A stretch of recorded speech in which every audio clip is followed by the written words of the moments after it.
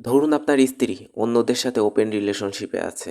আপনি জানেন তবুও কিছু বলছেন না। আপনার স্ত্রী জানে, আপনি জানেন তবুও সে থামছে না। তখন আপনি কি করবেন? হ্যালো এভরিওয়ান, আজকের মুভি ডিপ ওয়াটার। গল্পের শুরুতে দেখতে পাই ভিক আর মেলিন্ডা নামের দুজন কাপলকে। ভিক একজন রিটায়ার্ড ড্রোন ডিজাইনার, সে প্রচুর টাকার মালিক। বাইরে থেকে দেখলে মনে হবে তারা একদম পারফেক্ট হ্যাপি ফ্যামিলি, যাদের কিনা একটা কিউট মেয়েও আছে। কিন্তু পর্দার পেছনে সত্যিটা একদম আলাদা। মেলিন্ডা খুব চঞ্চল আর ওপেন মাইন্ডেড একটা ক্যারেক্টার, যে প্রতিনিয়ত নতুন নতুন ইয়ং ছেলেদের সাথে রিলেশনে জড়ায়। সে তার লাভারদেরকে বাড়িতে নিয়ে আসে, ভিকের সামনেই তাদের সাথে ক্লোজ হয়। আর ভিক, সে বাইরে থেকে একদম শান্ত কুল।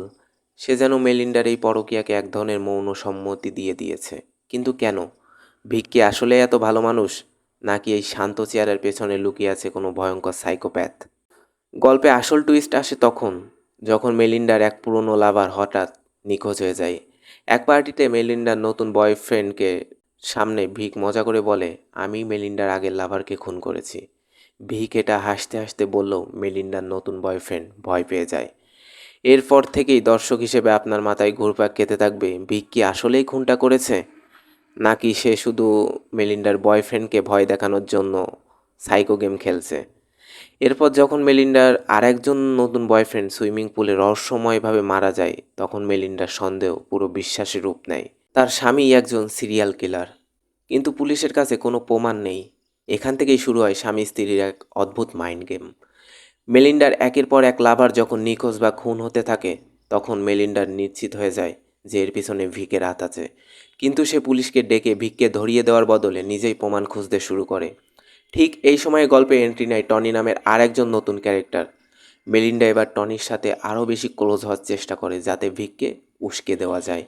আর মেলিন্ডার এই চাল সফল হয়। একদিন ভিক সুযোগ বুঝে টনিকে এক নির্জন নদীর ধারে নিয়ে যায় এবং অত্যন্ত নৃশংসভাবে তাকে খুন করে নদীর পানিতে ডুবিয়ে দেয়।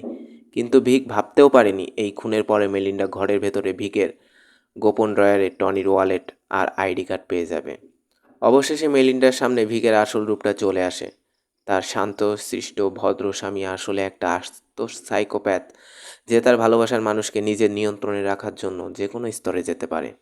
গল্পের শেষ দৃশ্যটা আরও অদ্ভুত এবং শকিং। টনিকে খুন করে আসার পর ভিক যখন বুঝতে পারে মেলিন্ডা সব জেনে গেছে, তখন সে টনির লাশ পুরোপুরি গুম করার জন্য আবার সেই নদীর ধারে ছুটে যায়। অন্যদিকে মেলিন্ডা সব প্রমাণ পেয়েও পুলিশকে ফোন না করে টনির ওয়ালেট আর আইডি কার্ডগুলো আগুনে পুড়িয়ে ধ্বংস করে দেয়। অর্থাৎ মেলিন্ডা তার স্বামীর এই ভয়ঙ্কর রূপটা জানার পর ভয় পাওয়ার বদলে উল্টে ভিকের এই পাগলামি আর ডার্ক সাইডটাকে ভালোবেসে ফেলে। সে বুঝতে পারে ভিক তাকে ঠিক কতটা ভালোবাসে। মুভির একদম শেষ দৃশ্যে আমরা দেখি ভিক যখন লাশ গুম করে হাঁপাতে হাঁপাতে বাড়ি ফেরে, মেলিন্ডা তখন সিঁড়িতে বসে তার জন্য অপেক্ষা করছে। তাদের মধ্যে কোনো কথা হয় না, শুধু এক রহস্যময় হাসি বিনিময় হয়। আর এভাবে শেষ হয় এক সাইকোপ্যাথ স্বামীর আর এক চঞ্চল স্ত্রীর এই অদ্ভুত, ডার্ক এবং টক্সিক ভালোবাসার গল্প। ধন্যবাদ।